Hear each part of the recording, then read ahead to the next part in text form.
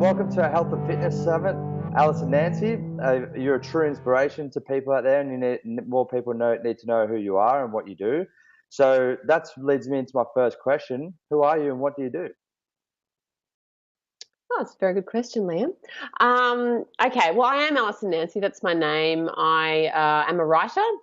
I write fiction and non-fiction for all demographics, and my focus is really about encouraging people to live a life they love. So positive and healthy living in mind, body, and spirit, and just really also encouraging people that it's often just the small changes that make the bigger difference in life, and not feeling overwhelmed about life sometimes when you make changes. So I write from anything from kids through to older adults. That's kind of what I'm known for.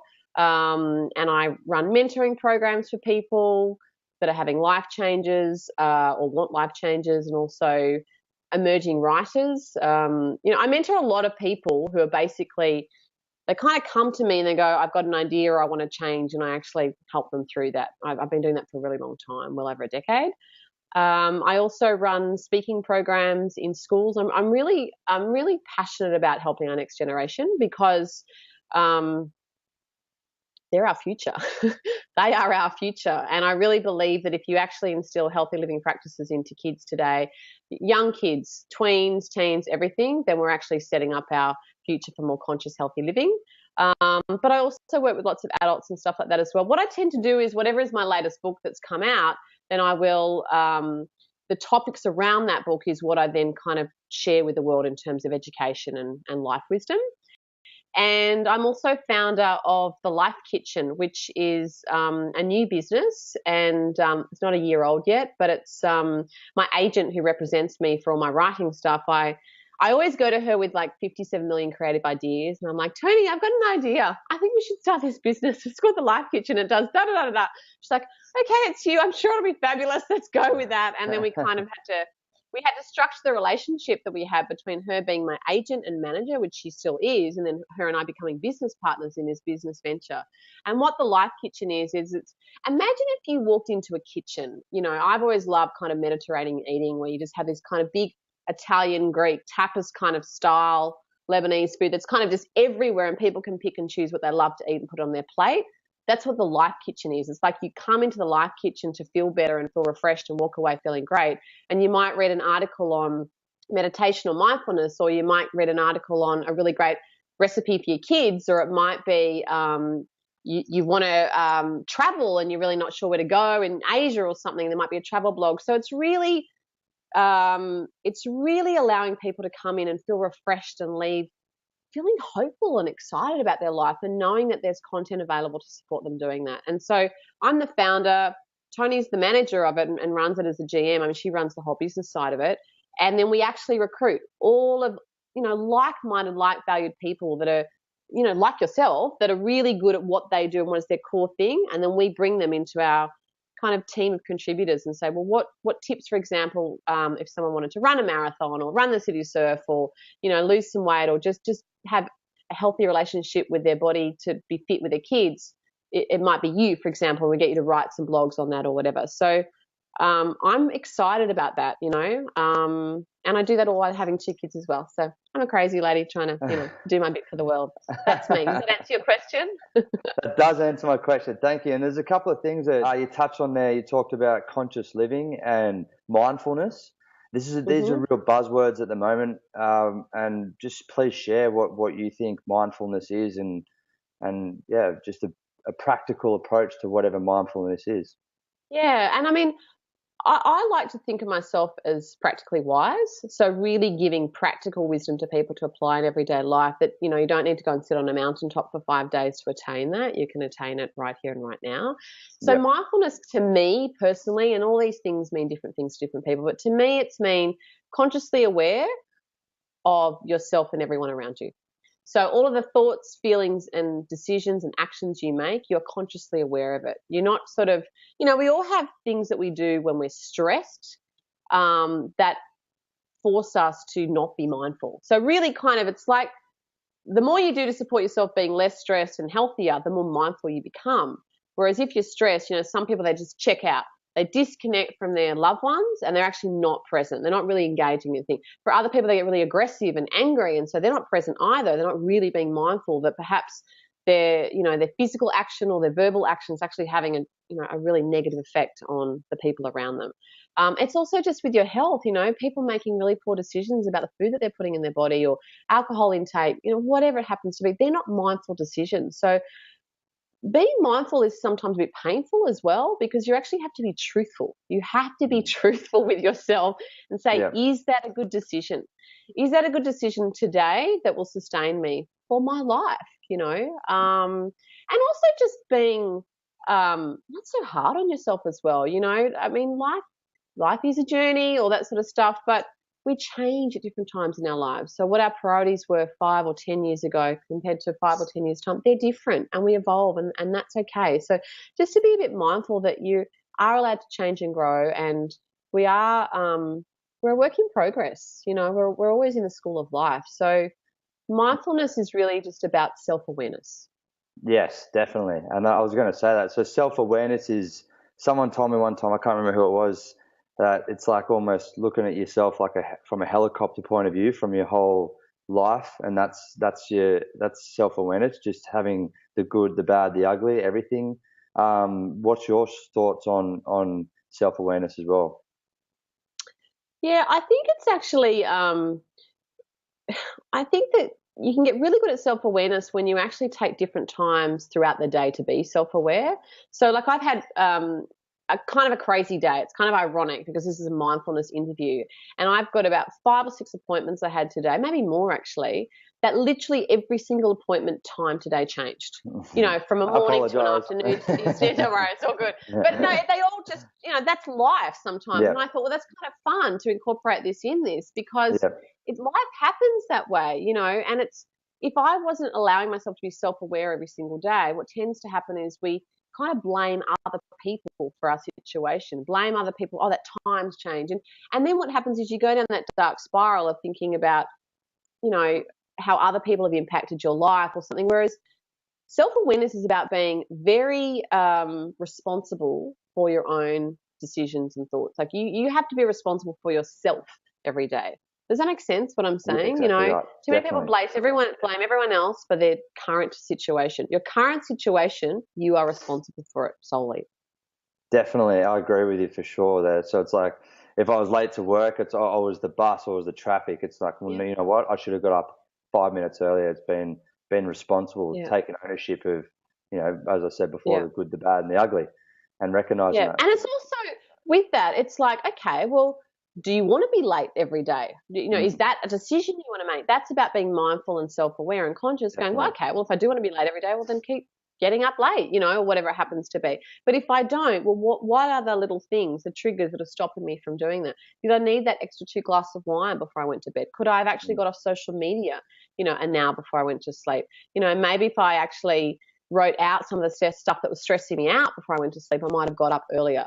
If I set my alarm earlier, those sorts of things. So self-awareness is also a work in progress as well. But it's not just about going, right, I'm going to sit down at the end of the week and I'm going to be self-aware. It's fundamentally self-aware all day long, really.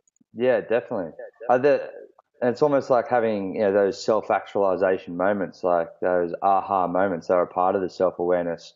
It might be like to be able to respond to a situation, or being responsible for me being late to work, and then saying that, like having that moment of clarity. You know what?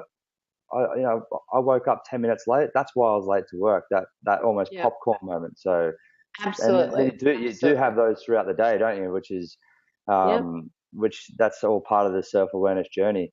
So there's a real buzzword of the mindfulness, as we were talking before, and meditation seems to have a part of that as well. Where does that sit into mindfulness, and why is it so popular? Well, I've been meditating for 20 years. So I reckon there's not a day that goes by that I don't encourage someone that I've come into contact with to meditate, whether it's through a book I'm writing at the time, or social media, or a fruit lady down the road, or whatever. I'm always encouraging people to meditate, because meditation is breathing, and when we're running on adrenaline or a stress, the first thing we do is we contract. We actually physically contract our body and we forget to breathe. And so it allows you to regulate your breathing. It allows you just to become aware of, body, mind, what's happening. And then it allows you to be, mindfulness is just about being open and seeing everything. But if you're contracting and you're stressed, you're not. So meditation just regulates everything. It allows you to disconnect from everyone else, but to come to yourself, to your inner center. And all meditation is, it doesn't matter where you look, the main theme will always be, it's about your breath.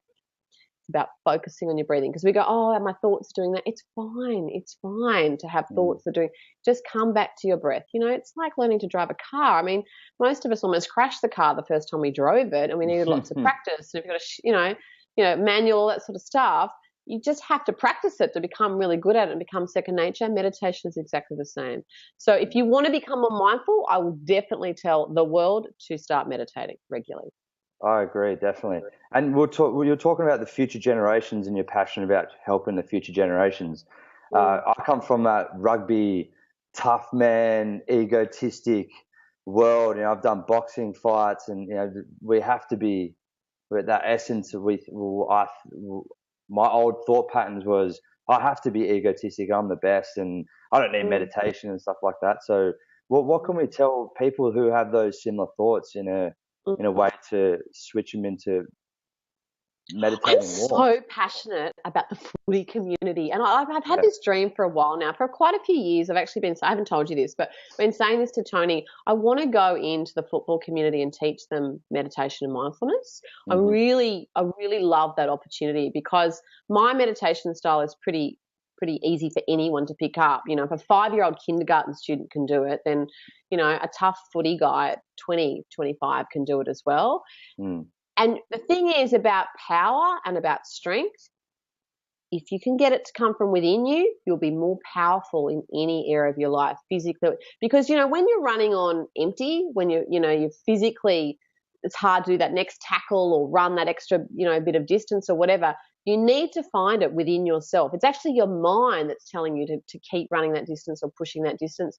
And the only way to train your mind is through mindfulness and meditation. It's like another part of your physicality. It's like mind gym is meditation, really. So with footy guys, it's like, if you want to be successful and tough at what you do, well, then get in your power in your mind. And you'll be able to, you'll be able to visualize yourself winning that grand final, visualize yourself, getting that better tackle or kicking that goal or whatever.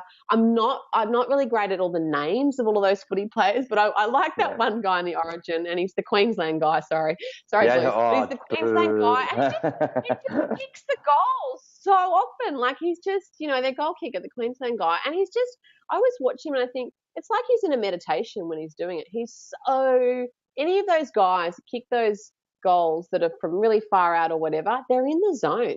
They're not sitting there going, okay, how can I kick it the hardest? And, they're not in their ego. They're in their inner power. And that's what meditation will give you. Does that answer your question for those Definitely. So, please start meditating, boys. Yeah, exactly right. And I think from the footy world, coming from that world, we think that meditation, we have to, have our fingers like this, have our legs crossed over and go, but you touched on, I think it's Jonathan Thurston maybe, or Cameron Smith. Yes, that's the it. goals, one of those guys.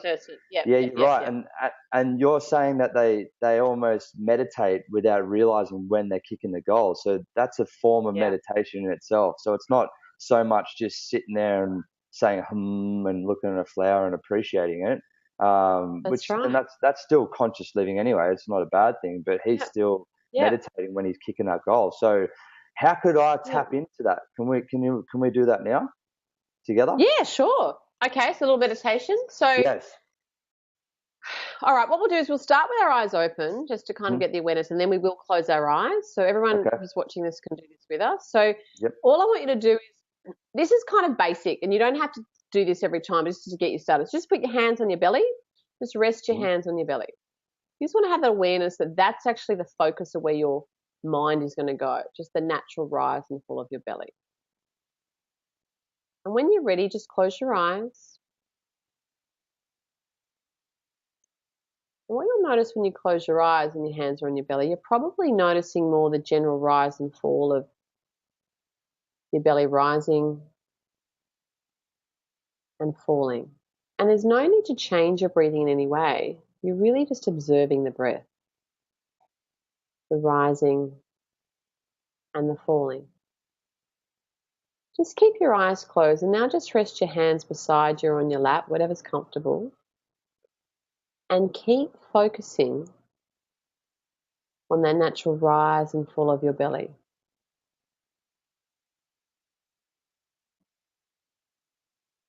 Just allowing yourself to feel more relaxed with each new breath.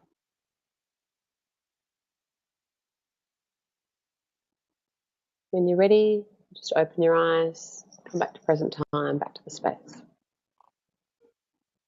We all just meditated, everyone. Everyone that's watching this in the world, we all just meditated together. So that's it. You know, it's with kids. What often I happen to do, or with guys sometimes, because guys can be a bit fidgety and needing to move and stuff. I'll often just say, put your hands on your belly, just to kind of bring that awareness that's where it is. Because quite often, what happens when people learn to meditate is the first thing they do is they go, "Oh, my head. What am I supposed to do with my head?" So I want them to physically not think about their head. I just want them to think about their breath. So I do different techniques. I do a belly breath. That's called the belly breath technique that we just did that. And that's a pretty world-renowned technique. I do counting breathing where you have to count in for a certain amount of time and you have to hold it and you release it for a certain amount of time. I do all sorts of stuff. Visualization, meditation. There's all different types of meditation. Pretending you're in nature and blah, blah, blah. But the belly breath is the fundamental. If you can just do that, and you can just start with 1 minute. And build on that. Obviously, like that's what anything, I was going to say. You know, What's the time frame? And it can be 1 minute, it can be 30 seconds, can be 10 minutes. Like, it doesn't matter, does it? Really? It really doesn't. I mean, you're giving yourself time to be with yourself. So all of that time is a bonus. Everyone's different. You know, we've all got different types of attention spans. So if you can start with 1 minute, I always get people to start with 1 minute. And then what often happens is they go, oh, that was really quick. And I get people to set a timer as well, because when you set a timer, the timer tells you when to stop. You're not sort of thinking in there going, oh, is the minute up or what am I supposed to be doing? The timer tells you when to stop. And then I get people to increase it to 2 minutes or 3 minutes and then jump to maybe 5 minutes. Look, if people can do, you know, the gurus kind of say do 20 minutes twice a day. That's kind of thing, like first thing in the morning and then maybe in the afternoon kind of lull to kind of get through. I'm a bit more of a freeform kind of meditator. So I just, you know, my day, depending on, I do all sorts of things in a week. And so I just allow my meditation to weave through that, depending wherever I am in the world, that's when I meditate. So it's a little bit like topping up yourself every time you do it. Your body and mind remembers the physicality of meditation. So when you go back into that space, the more you do it, the easier it becomes, and you just get to chill out and relax. So sometimes before a meeting, if I've got 5 minutes, well, I just sit there and meditate before the meeting. I'll guarantee anyone, if you meditate before anything important, a big game for a footy guy, a meeting or a conflict situation or whatever, if you meditate for 2, 3, 4 minutes beforehand, you'll be far more in your power in that next engagement with whoever you're engaging with through meditation. So look, 10 minutes twice a day is awesome, but I don't want to turn people off doing it, so just start with a couple of minutes. Yeah. And this question's come from my dad without even asking it. When he meditates, he has all these thoughts that come up for him.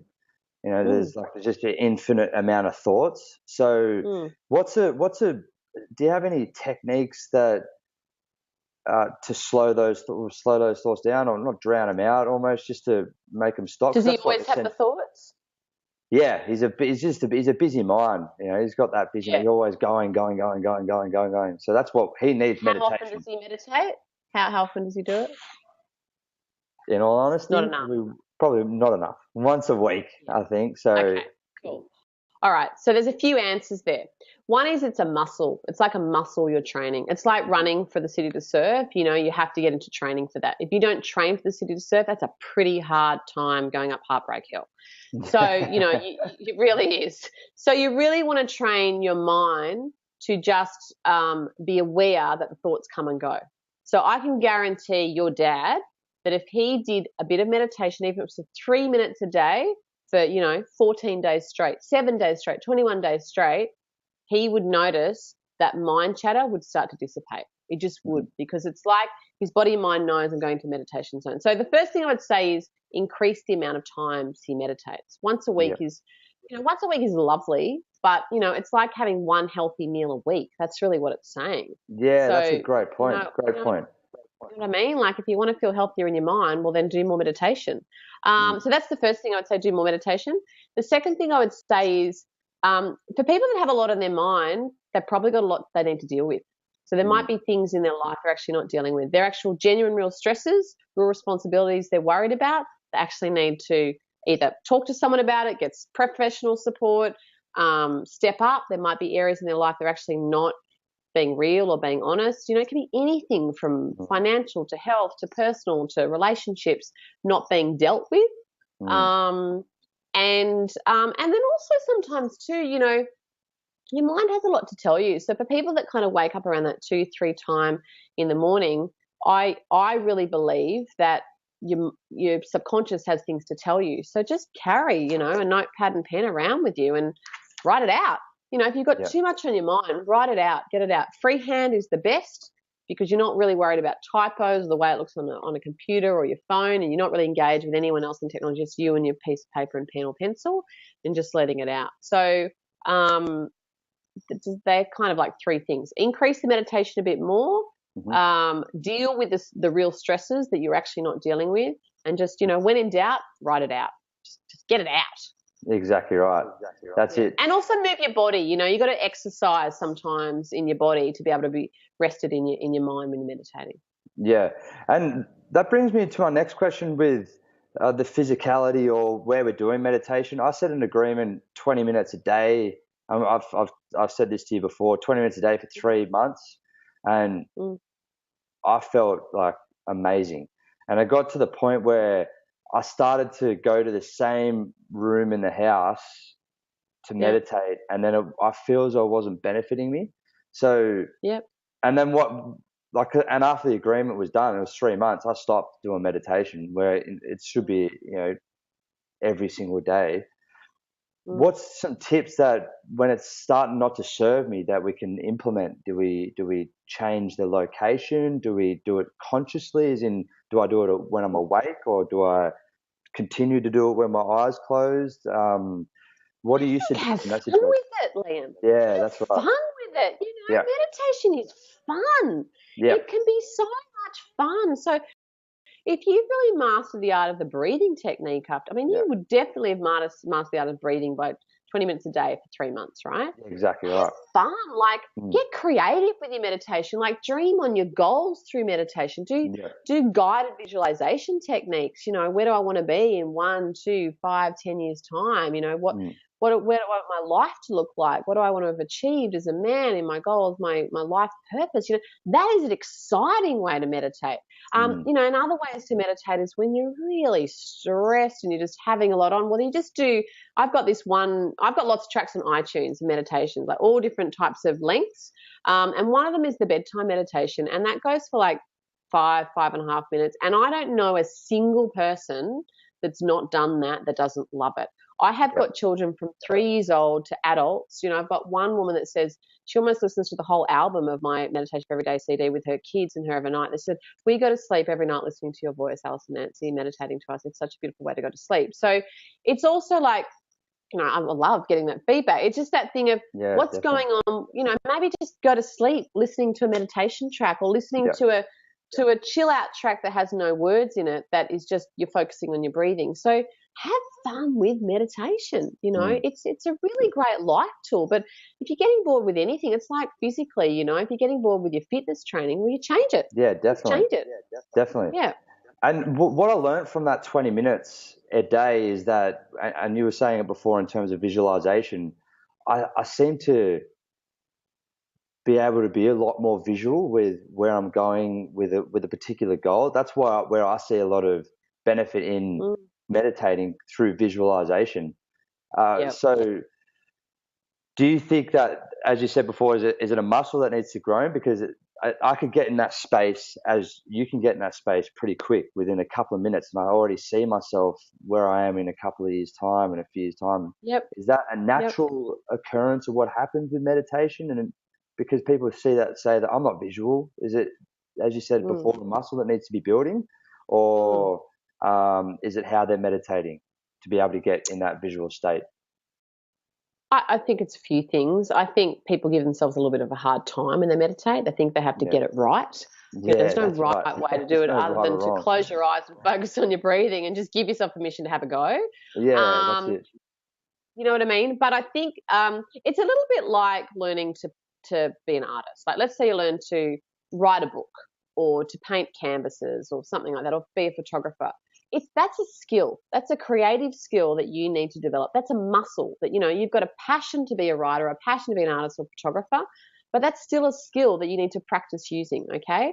So it's the same thing with creative visualization. You can be attracted to the idea of dreaming on your goals and dreams, but until you actually use that creative visualization meditation process on a regular basis, you're not really going to develop that skill. So yes, it's a muscle, but it's just a skill that you develop. And then what happens is when you get good at it, you can share that skill and tool with other people. I mean, that's what I do in my sessions, which you would know. I can help tap into other people and go, okay, well, I see you doing this, this, and this, and there's kind of alignment. So this is all creative visualization with connection with people. It's kind of exciting. So really it's just about practice. And I think for some people, it's just like have a pen and paper with you and you just write it down and the ideas that come. Not everyone remembers what happens afterwards. I always say to people when I lead people in a visualization, look, whatever you get, it's all meaningful and true and it's what you needed right then and there. And so for some people, they just get a sense in their body. For some people, they get a whole movie kind of playing out in their mind. For other people, it's a thought or a feeling. I've had clients that have black. They only have black when they do creative visualization, and that really freaks them out because they're like, oh my God, I can't even focus on anything to look forward to. So with those kinds of people, a technique I use is I just get them to open their eyes while they're doing it. So I get them to open their eyes when I'm doing creative visualization. So I tend to mix it up a bit depending on who I'm working with, if it's a one-on-one. But it's just practice. It's just practice like anything. Just have, it's just like, have fun dreaming on, and start with also things that are perhaps inconsequential. So it could be like you want to go on like a really cool holiday to Hawaii or Fiji or, the ski slopes or whatever.